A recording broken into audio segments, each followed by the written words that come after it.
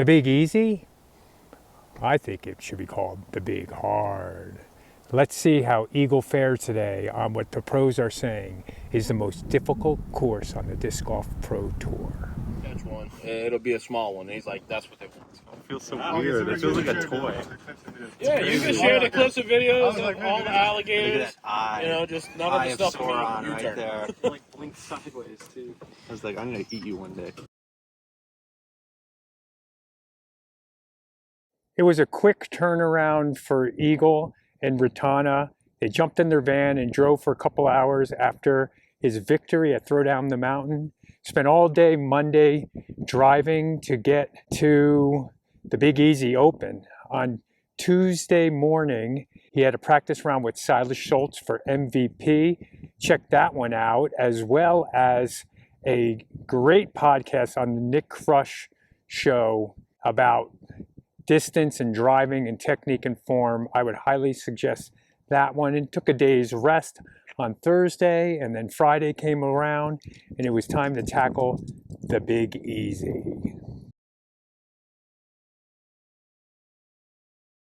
Well, let's get right into a quick round one recap. Nothing really to write home about unless you want to write home about double bogeys. Double bogeys was the theme for this round for Eagle.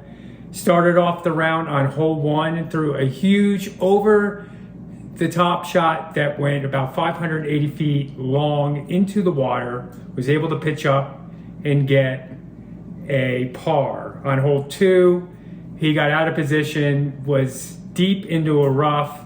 He said that he got a bunch of thorns just tearing into his clothes, and it just turned into a disaster. Kind of set him off on the wrong foot, which you don't want to be set off on the wrong foot on the Big Hard course today. It wasn't the Big Easy today. It wasn't very easy for anybody.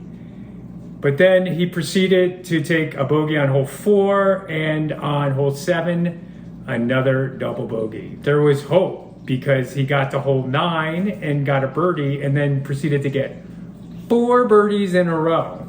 Look at that scorecard. 4 birdies in a row. Starts getting some momentum, got to +1 from a +5 to +1, which is actually a pretty good score out there, and was the top half of the pack. Followed up hole 13 with a 5, and then another double bogey on hole 14. Bummer there. Hole 15, he took a 3. On 16, he made a nice 40-foot putt. 17, he had about a 40-footer that chained out. That was the only time I saw him on coverage. He did start the round on a feature card with Ricky Sullivan-Tipton and Aaron Gossage. He shot a +4. The stat that sticks out the most to me is that he had 311 feet of total putting, 3 for 10 from circle 2, and it says he didn't miss any inside the circle, but he thinks he did probably on hole 18. He's in 50th place at +4, 2 or 3 strokes better, and he's right back in this thing for a top 20, top 10 finish. Ty Love, Joseph Anderson, Garrett Gerthy, and Isaac Robinson leading the tournament. Okay, round 2 is finally over 4.5 hours later, and I have the update. But I'm going to name this section Round 2 Brew, because I'm going to have a beer. I'm having a robust porter from Comcast, Michigan. After that long round and after a day of disc golf, I'm either going to be celebrating or I'm going to be washing away the sorrows. I want you to suggest below your favorite beer down below, and if I pick it, I may try to get your favorite beer in a round 2 brew segment. So let's get into this. Eagle McMahon, round 2, hole 1. Inbounds on his first shot, second shot out of bounds and a bogey. Hole 2, a par, then hole 3 got a birdie. So even, doing a little bit better than yesterday. Ironically, I'm looking at the scorecard now and all the stats below are gone, but luckily Eagle's my son, so I called him and I got some stats that I can share with you that are not listed here. On hole 5, he took a bogey, but he missed an inside the circle putt. So a little bit of frustration and a little bit of, man, can I get anything going out here on this course?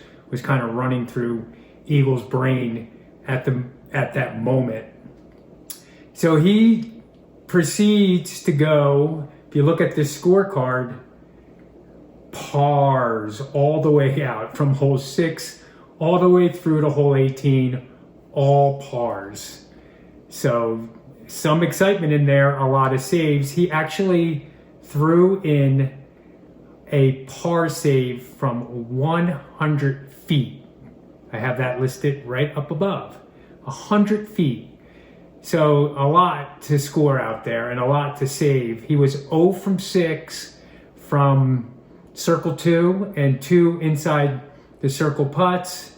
On 18, he had a chance at a birdie. He was about 50 feet out and he missed the putt. If you're not making circle 2 putts and you're missing inside the circle putts and not scoring, you're not going to do that great out there. A couple strokes here and there, maybe at -1. Right now, he is sitting in 36th place, so he moved up 14 spots. Tomorrow, if he can put together a decent round, he could jump up in the standings and leave feeling okay about himself. So that wraps up day 2, and I will be putting up the leaders right here, and that will do. Let's get into round 3. Eagle was sitting in 36th place and was on the verge of being outside of cash. He was at +5 and needed to have a good round today. It was a really windy day at the Big Easy Open, so it was going to be a tough day to score. Eagle came out with a bunch of pars, picking up where he left off the day before with 6 pars, netting him 19 pars in a row. But then on hole 7, he gets a birdie, then another par, and then he goes 3 for 4 birdies. So for 25 holes in a row, he corrected his mistakes, stopped taking bogeys, and had a -4 score through 25 holes. Things were looking good. He was +1 in the tournament, and he was shooting up the leaderboard from 36th place down to about 25th place at that time in the tournament. But then he took 3 bogeys on hole 13, 14, and 15, stopped the bleeding and took a par. And then on 17 was able to make a birdie. And then me watching at home was just hoping, just get a par here and you can finish at -2 and have the best round of your weekend. He did that, finished at -2 and came in, he was in 20 something place at that time.